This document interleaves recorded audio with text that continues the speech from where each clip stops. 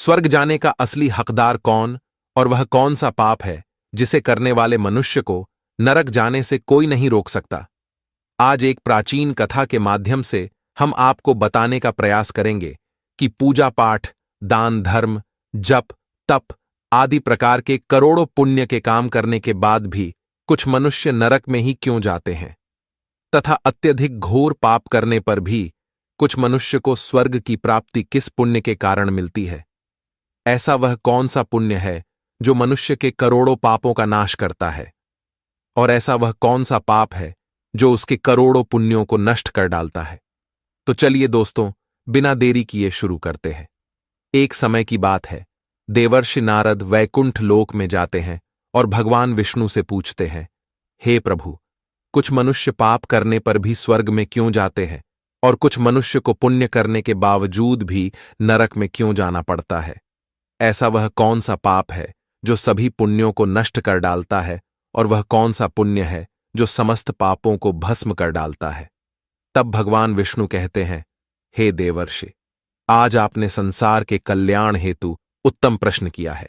इसी संदर्भ में आज मैं आपको एक अत्यंत प्राचीन इतिहास सुनाता हूं, जिससे सुनकर आपको आपके सभी प्रश्नों के उत्तर मिल जाएंगे।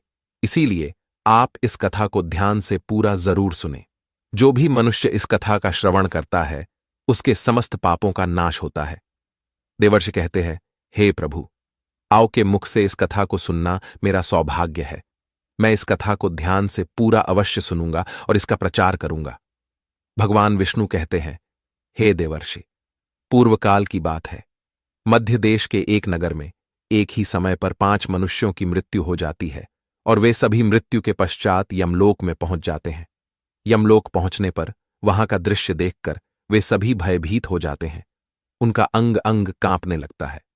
यमलोक में विशाल काय आकार वाले यमराज सुवर्ण से बने सिंहासन पर विराजमान होते हैं। उनके पास चित्रगुप्त बैठे होते हैं, जिनके पास सभी प्राणियों का लेखा जोखा रखा हुआ है। यम के दूत प्राणियों को आगे धकेल रहे होते हैं। कुछ मनुष्य जोर जोर से विलाप कर रहे होते हैं, तो कुछ मनुष्य अत्यंत प्रसन्न होकर चल रहे होते हैं। स्वर्ग के द्वार से सुंदर प्रकाश दिखाई पड़ रहा होता है, तो वहीं नरक के द्वार से धधकती हुई अग्नि की ज्वालाएं दिखाई पड़ रही होती है। इस भयानक दृश्य को देखकर वे पांचों एक दूसरे से बात करने लगते हैं और अपने अपने पाप के विषय में चर्चा कर रहे होते हैं। उन 5 में से 4 लोगों ने अपने जीवन में बहुत पाप कर्म किए हुए होते हैं, और उन सभी को यह जान पड़ता है कि अब वे चारों ही नरक में ही जाने वाले हैं। उन चारों में एक चोर होता है, दूसरी वेश्या होती है, तीसरा विद्वान पंडित होता है, तो चौथा एक राजा का सैनिक होता है, तथा 5वां एक धनवान किसान होता है। वे पांचों अपने अपने कर्म फलों को भुगतने के लिए तैयार होते हैं। फिर एक एक करके सभी पापी और पुण्य आत्माएं आगे चल रही होती हैं। वे चारों एक दूसरे के पाप कर्मों के बारे में बताने लगते हैं। पहले चोर कहता है, भाई, मैं तो पक्का नरक में ही जाऊंगा, क्योंकि मैंने बहुत बार चोरी की है, दूसरों का धन लूटा है, दूसरों को तकलीफ दी है, लेकिन ऐसा मैंने मजबूरी में किया था। चोरी करके मैं अपने परिवार का पेट पालता था, क्योंकि मुझे कोई काम नहीं देता था। शायद विधाता ने मेरे भाग्य में यही लिखा था, इसीलिए मैं ही हम चारों में सबसे बड़ा पापी हूं। मेरे पाप से मुझे कभी मुक्ति नहीं मिलेगी, यह मैं जानता हूं। पता नहीं मुझे अगला जन्म किस पशु का मिलेगा, यमराज मुझे कौन सा दंड देंगे। उसके बाद वह वेश्या बोलती है, भाई, हम चारों में मैं ही सबसे बड़ी पापिनी हूं। मुझसे बड़ा पाप यहाँ पर किसी ने नहीं किया होगा। जो स्त्री अनेक पुरुषों के साथ संबंध बनाती है, उसे नरक में ही डाला जाता है, यही शास्त्र कहते हैं। इसीलिए मेरा भी नरक में जाना तय है। किंतु मैं शपथ खाकर कहती हूं, मैंने ये पाप जानबूझकर नहीं किए हैं। जब मैं छोटी उम्र की थी, तभी एक दुष्ट व्यक्ति मुझे उठाकर ले गया और जबरदस्ती मुझे वेश्या बना दिया। मैंने ना चाहते हुए भी कई पुरुषों से संबंध बनाए हैं। मेरे पास जीवित रहने के लिए यही एक उपाय बचा था। मैं करती भी तो क्या करती। मेरे पास इतनी शक्ति नहीं थी कि मैं उस दुष्ट पुरुष से लड़ सकूं। पता नहीं किस पाप के कारण मुझे इस जन्म में वेश्या बनना पड़ा, और न जाने आगे मुझे किस पशु के रूप में जन्म लेना पड़ेगा। मेरे पाप से यह जान पड़ता है कि मैं भी पक्का नरक में ही जाऊंगी। उसके बाद वह सैनिक बोलने लगता है, भाई, हम चारों में सबसे बड़ा पापी तो मैं ही हूं। मैंने बहुत बड़े पाप किए। मैं राजा का सिपाही था, इसीलिए मैं लोगों पर जोर जबरदस्ती करता था।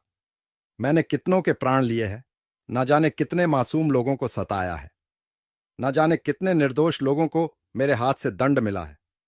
यमराज मुझे कभी क्षमा नहीं करेंगे और मैं निश्चित ही नरक में ही जाऊंगा। लेकिन मैंने ये सभी पाप जानबूझकर नहीं किए हैं। अपने प्राणों के भय से और परिवार के पालन पोषण के लिए मुझे ये पाप करने पड़े हैं।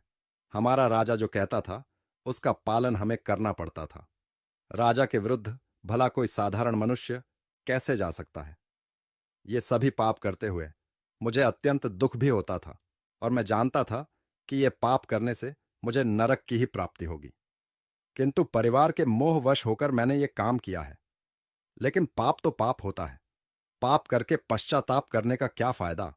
इसीलिए मेरा नरक में जाना तो तय है। उसके बाद वह विद्वान पंडित बोलता है, भाई, हम चारों में से सबसे बड़ा पापी तो मैं हूं। तुम लोगों ने जो पाप किए हैं वो जाने अनजाने में किए हैं, या किसी ने तुमसे जबरदस्ती करवाए हैं, या मजबूरी में किए हैं। किंतु मैं तो विद्वान था, मैं सब सत्य असत्य जानता था, मुझे सच और झूठ का ज्ञान था, लेकिन फिर भी मैंने धन के लोभवश ये पाप किए हैं। शास्त्र कहते हैं कि जो सब कुछ जानकर भी पाप करता है वह निश्चित ही नरक में गिरता है। मैंने अपने ज्ञान का दुरुपयोग किया है। मैंने अपने ज्ञान का उपयोग लोगों की सहायता के लिए नहीं, बल्कि धन को कमाने के लिए किया है। मेरे घर की परिस्थिति अत्यंत गरीब थी। मेरे पिता भिक्षा मांगकर गुजारा करते थे, लेकिन मैंने अपने घर की गरीबी को दूर करने के लिए धन लेकर ज्ञान देने की चेष्टा की है। शास्त्र कहते हैं, जो विद्वान ब्राह्मण अपने ज्ञान का दुरुपयोग करता है उसे निश्चित ही नरक में जाना पड़ता है। मैंने लोगों को ज्ञान देने के बदले में उनसे धन लिया है, कभी किसी को मुफ्त में ज्ञान नहीं दिया। इसीलिए आप चारों में सबसे बड़ा पापी तो मैं ही हूं और मुझे ही नरक में जाना पड़ेगा। उन चारों की बात सुनकर वह धनी किसान हंस पड़ा और बोलने लगा, तुम चारों तो इतने बड़े पापी हो कि तुम लोगों को नरक में जाना ही पड़ेगा। तुम लोगों ने घोर पाप किए हैं और इसीलिए यमराज तुम लोगों को कभी माफ नहीं करेंगे। यहां पर मौजूद मैं अकेला ही सबसे अधिक पुण्यवान हूं। मैंने अपने जीवन में बहुत पूजा पाठ किया है, ब्राह्मणों को दान दक्षिणा दी है, मैंने मृत्यु से पूर्व गाय का दान भी किया है, और अब मेरे सभी पुत्र पौत्र मेरी आत्मा की मुक्ति के लिए बड़े कार्यक्रम का आयोजन कर रहे हैं। वे मेरे लिए श्राद्ध, दान, तर्पण कर रहे हैं, यज्ञ कर रहे हैं। इसीलिए मैं सबसे अधिक पुण्यवान हूं। मेरी 3 पत्नियां और 10 पुत्र हैं। इतने लोग मेरी मुक्ति के लिए उपाय कर रहे हैं। और हां, मैंने अपने जीवन में कभी कोई पाप नहीं किया है, और जाने अनजाने में किए भी होंगे तो मेरे पुत्रों के श्राद्ध आदि के कार्यों द्वारा मेरे पाप भी नष्ट हो जाएंगे। मैं नित्य देव पूजा करता था, मंदिर जाता था, द्वार पर आए अतिथियों को भोजन कराता था। इसीलिए मुझे पूरा विश्वास है कि यमराज मुझे नरक में नहीं डालेंगे और मुझे मोक्ष की प्राप्ति निश्चित ही होगी। फिर वे पांचों धीरे धीरे आगे बढ़ने लगते हैं, और फिर जब उनका समय आता है तो उन पांचों के पाप और पुण्य के कर्मों का मूल्यांकन किया जाता है। सबसे पहले बारी आती है उस चोर की, और फिर चित्रगुप्त उसका लेखा जोखा निकालते हैं। कुछ देर तक विचार करने के बाद, उसके पाप पुण्य का मूल्यांकन करने के बाद यमराज उसे स्वर्ग में जाने के लिए कहते हैं। इस निर्णय को सुनकर चोर आश्चर्य में पड़ जाता है और बड़ी ही प्रसन्नता से वह स्वर्ग के दरवाजे की ओर चला जाता है। दूसरी बारी आती है वेश्या की। चित्रगुप्त उस वेश्या का भी लेखा जोखा निकालते हैं, और कुछ देर तक विचार करने के बाद उसके पाप पुण्य का मूल्यांकन करके यमराज उसे भी स्वर्ग में जाने के लिए कहते हैं। इस विचित्र निर्णय को सुनकर वह वेश्या भी आश्चर्य में पड़ जाती है। उसे यमराज के निर्णय पर विश्वास नहीं होता है और वह बिना कुछ कहे ही बड़ी ही प्रसन्नता के साथ स्वर्ग के द्वार की ओर चली जाती है। फिर तीसरी बारी आती है उस सिपाही की। चित्रगुप्त उसके भी कर्मों का लेखा जोखा निकालते हैं और कुछ समय विचार करके उसके पाप पुण्य का मूल्यांकन करके यमराज उसे भी स्वर्ग में जाने के लिए कहते हैं। इस निर्णय को सुनकर वह सिपाही भी सोच में पड़ जाता है और बड़ी ही प्रसन्नता के साथ वह स्वर्ग के द्वार की ओर निकल जाता है। फिर चौथी बारी आती है उस विद्वान ब्राह्मण की। चित्रगुप्त उस ब्राह्मण के कर्मों का लेखा जोखा निकालते हैं और कुछ देर तक विचार करते हैं। फिर यमराज उस ब्राह्मण को भी स्वर्ग में जाने के लिए कहते हैं। फिर वह विद्वान ब्राह्मण विचार करता है, मैंने तो पाप किया है, फिर मुझे क्यों स्वर्ग में भेज रहे हैं। फिर वह भी मन ही मन प्रसन्न होकर स्वर्ग के द्वार की ओर चलने लगता है। उन चारों को स्वर्ग में जाता देख वह धनवान किसान बहुत दुखी और क्रोधित हो जाता है। वह सोचने लगता है कि ये कैसा न्याय है, इन पापियों को स्वर्ग जाने का मौका मिल रहा है, फिर मैंने जो पुण्य के काम किए हैं उनका क्या। पापी और पुण्यवान एक ही जगह पर डाले जाएंगे तो पुण्य करने का फायदा ही क्या।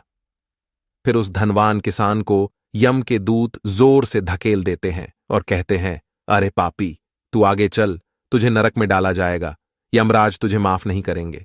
यह सुनकर वह धनवान किसान भयभीत हो जाता है और कहने लगता है, हे यमदूतों, मैं तो स्वर्ग में जाऊंगा, मैंने कोई पाप नहीं किया है, मैंने जीवन में बहुत पुण्य किया है, देख लेना यमराज मुझे स्वर्ग में ही भेजेंगे। फिर वह धनवान किसान यमराज के सामने आकर खड़ा हो जाता है।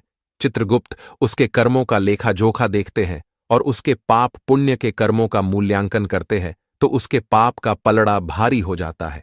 और यमराज उस धनवान किसान को कहते हैं, अरे दुष्ट, तूने तो बहुत बड़ा अपराध किया है, तू तो नरक में जाने के ही योग्य है।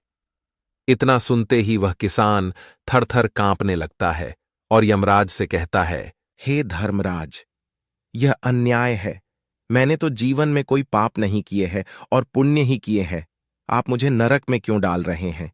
और मुझसे पहले जो 4 लोग गए थे वे तो घोर पापी थे, उन्होंने बड़े बड़े पाप और अपराध किए हैं, उन्हें तो आपने स्वर्ग में डाल दिया है। आप ऐसा अन्याय मेरे साथ क्यों कर रहे हैं। अगर ऐसा अन्याय होगा तो भले कौन सा मनुष्य धरती पर पुण्य करेगा। फिर यमराज कहते हैं, अरे पापी, तूने जो पाप किया है वह तो उन चारों के पापों के सामने कुछ भी नहीं है। तेरे एक पाप के कारण तेरा सारा पुण्य फल नष्ट हो गया है। यदि तूने यह पाप नहीं किया होता तो तू स्वर्ग में जा सकता था, लेकिन तूने यह पाप जानबूझकर किया है, इसीलिए तुझे नरक में अवश्य जाना पड़ेगा। उस चोर ने तो मजबूरी में चोरी की थी, किंतु वह चोर दूसरों की भूख मिटाता था, गरीबों को दान करता था। उसने कभी किसी निर्दोष और गरीब व्यक्ति के घर चोरी नहीं की। उसके पुण्य कर्म उसके पाप से अधिक थे, इसीलिए वह स्वर्ग में गया। दूसरी जो वेश्या थी वह अपने मन से वेश्या नहीं थी, उसे जबरदस्ती डाला गया था और उस वेश्या ने केवल अपने शरीर को पीड़ा दी है, लेकिन बाकी कार्य तो उसने पुण्य के ही किए हैं। वह पशु पक्षियों को रोज दाना डालती थी, जानवरों की सेवा करती थी, इसीलिए उसका भी पुण्य पाप से बड़ा था। तीसरा वह सिपाही था जिसने राजा के हुकूम का पालन किया था, किंतु उसने भी बहुत पुण्य के काम किए हैं। उसने कई बेसहारा लोगों की मदद की है, इसीलिए वह भी स्वर्ग में ही गया है। और चौथा वह विद्वान ब्राह्मण था, उसने अपने ज्ञान का दुरुपयोग अवश्य किया है, किंतु वह नित्य गाय की सेवा करता था, दान धर्म करता था, इसीलिए उसके भी पुण्य पाप से अधिक थे और वह भी स्वर्ग में ही गया है। इतना सुनकर वह धनवान किसान बोलता है, हे धर्मराज, इन चारों ने जो भी पुण्य किए हैं वो तो मैंने भी किए हैं, बल्कि उनसे ज्यादा किए हैं, फिर भी मैंने ऐसा कौन सा पाप किया है जो मुझे नरक में भेजा जा रहा है। यमराज कहते हैं, हे दुष्ट, याद कर तूने उस अबला विधवा नारी पर गलत लांछन लगाया था कि उसने तेरे घर पर चोरी की है, और इसके साथ ही तूने उसके ऊपर कई अन्य गलत लांछन लगाए थे। उसे व्यभिचारिणी और वेश्या कहकर उसके चरित्र का हनन किया है, और राजा ने उसे सत्य समझकर उस अबला विधवा नारी को मृत्युदंड दे दिया था। हे पापी, मनुष्य ब्रह्म हत्या, चोरी, मदिरापान आदि प्रकार के घोर पापों से भी प्रायश्चित करके मुक्त हो सकता है, किंतु दूसरों पर गलत लांछन लगाने पर कोई प्रायश्चित नहीं है। जो दूसरों पर गलत आरोप करता है, सत्य जानकर भी दूसरों को झूठ कहकर उनके ऊपर दोष डालता है, वह तो सबसे बड़ा पापी है। उसके द्वारा किए गए सभी पुण्य नष्ट हो जाते हैं। इसीलिए तूने जितने भी पुण्य किए हैं वे सभी उस एक पाप के कारण नष्ट हो गए। फिर यमराज यमदूतों को कहकर उस पापी किसान को नरक ले जाने के लिए कहते हैं, और वह किसान रोता हुआ, विलाप करता हुआ नरक के मार्ग पर चलने लगता है।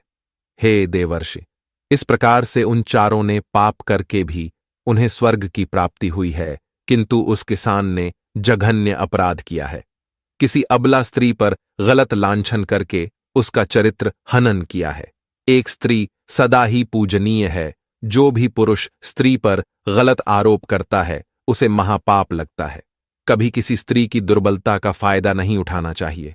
पराई स्त्री को सदैव ही माता समझना चाहिए। जो पराई स्त्रियों पर गलत दृष्टि डालता है उसे पाप ही लगता है। जो विधवा, दुखिया स्त्री को सताता है उसे नरक में जाना पड़ता है। मनुष्य को कभी सत्य का मार्ग नहीं छोड़ ढहना चाहिए। सत्य के मार्ग पर चलकर ही स्वर्ग की प्राप्ति होती है। असत्य का साथ देने से मनुष्य के सभी पुण्य भी नष्ट हो जाते हैं। तो दोस्तों, कभी किसी पर गलत आरोप नहीं करना चाहिए। सत्य जानकर भी असत्य का साथ नहीं देना चाहिए। जो दूसरों पर गलत आरोप डालता है उसे यमराज कभी क्षमा नहीं करता है। उम्मीद है आपको यह कथा पसंद आई होगी। वीडियो को लाइक जरूर करें और कमेंट में जय श्री कृष्ण अवश्य लिखें। साथ ही चैनल को सब्सक्राइब करें। आप सभी का धन्यवाद।